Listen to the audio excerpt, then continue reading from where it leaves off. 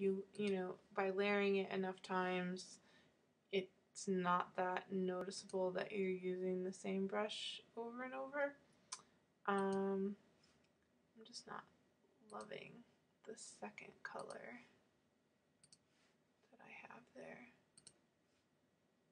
Yeah. I need something lighter. Maybe we'll go more gray. That's kind of gross, that color.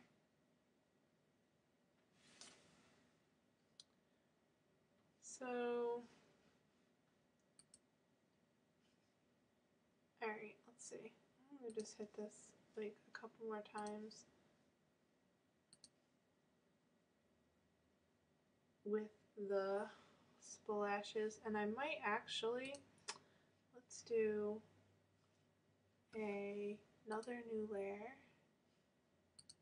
because what I would like to do is put some splashes behind me, which I know you can't really like maybe tell that much, but that way it's more like you're coming sort of up out of it as opposed to it just being like in front of you. I will have to admit I'm not really loving the way this looks right now, but I'm not going to undo the whole thing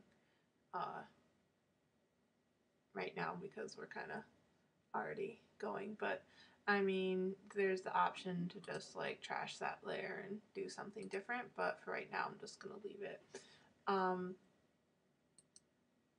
Okay, I might do another layer now. And I feel like I want to just put something kind of over my like face area that's not like too distorting. And so that's kind of interesting. Maybe I can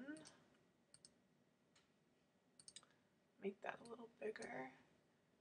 Not that big. And kind of throw that in over top a little bit to kind of blend. Okay, so a couple things I have to think about is like this edge on my hair is fairly like strong and it stands out quite a bit. So one thing I can do is like, you know, I can just hit it with the blur tool a little bit so that, let me take the strength up on that a little bit. It fades maybe a bit more. Oh, and another little trick we can do. So I'm just trying to get myself to seem to be like a bit more in the background.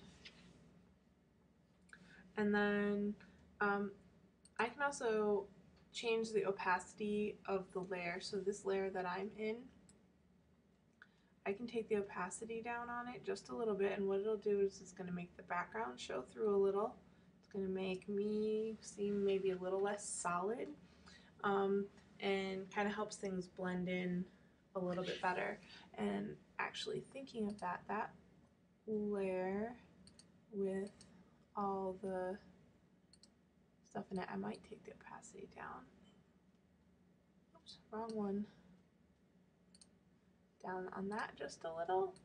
I think that might make me like it a little bit better. Yeah, that's a lot better. Okay, so for right now, I would, you know, say that this is finished. You could conceivably maybe try to do a little bit more with the layer, or I could maybe play around a bit more with the layer that I'm in terms of filters, or even doing like some liquify or something just to try and get it blended in a little bit more.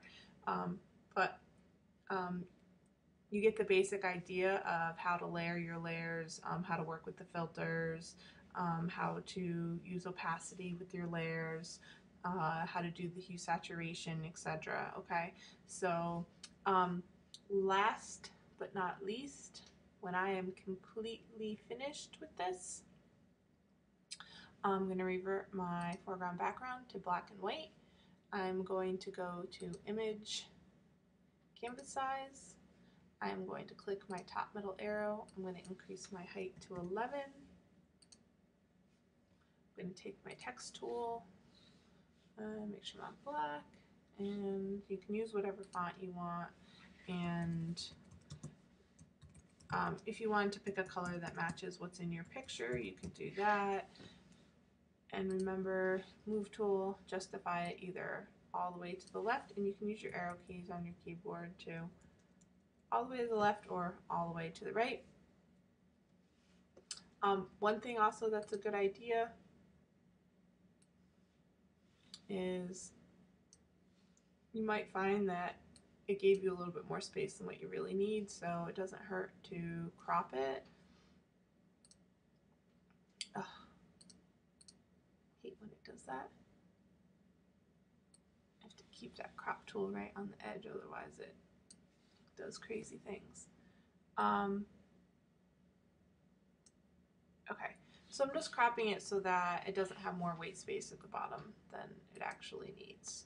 Okay, depending on the size of your picture, you may find that your image is huge. Like my picture, if I go to image size, we probably should have looked at this at the beginning, but I'm just going to do that quickly now. Like my picture's 10 by 7, that's completely like appropriate. Some of you, your pictures might have the longest dimension, whether that's the height or the width, being like upwards of 40-50 inches. If that's the case, I would suggest that you change the longest dimension to about 10, okay, because that's certainly large enough for what we're going to be doing. It will make everything go faster, it'll make saving easier, etc., etc., okay? But we'll talk about that in class too. So I'm going to cancel this, and then what I would do is I would go to Save As. So make sure you're going to go to Save As because you're going to save it as a JPEG now that it's finished, okay? So I'm going to change this to JPEG. You might want to rename this as like, you know, Final, Water, whatever. And then make sure that it's going to your actual folder.